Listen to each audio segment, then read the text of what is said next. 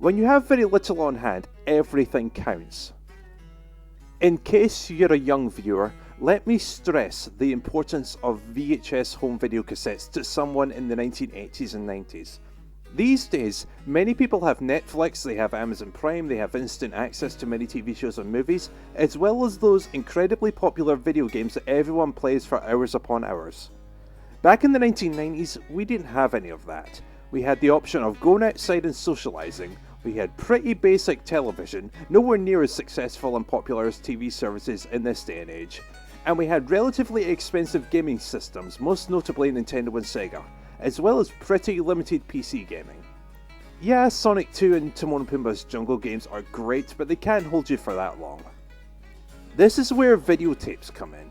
A VCR may have cost a fair bit in the 1990s, but if it worked, it could last for decades.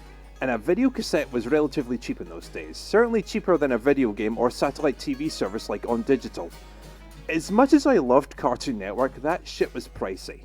The satellite box alone could cost upwards of £200, and Cartoon Network wasn't even a Freeview channel, so that's an additional £11 per month for the primary channels. That all adds up. For a lot of us, VHS was the cheapest and easier option for entertainment, and we didn't mind. We'd buy a video for £5 to £10, we'd insert it into a VCR, and we were entertained for hours. You enjoy one video, you'd want to collect more, eventually having a pretty expensive library. Sure, there were going to be stinkers in the collection every now and then. Chad Valley sucks, Bugs Bunny's Easter Funny sucks, children's cartoon favourites sucks. But as a child, all you want is to be entertained. And even the simplest of things can work wonders on you. It could be a TV series like Thomas and Friends or Pokemon, or it could be a movie like The Lion King or Back to the Future. As an adult, you may consider the release to be terrible, but remember, you loved it as a child because it kept you entertained when you probably had nothing else. And that's just official commercial releases. There was also the option of recording content from TV onto a video cassette. These days, with the ability to pause and rewind live TV, it's incredibly easy to save something onto a DVD.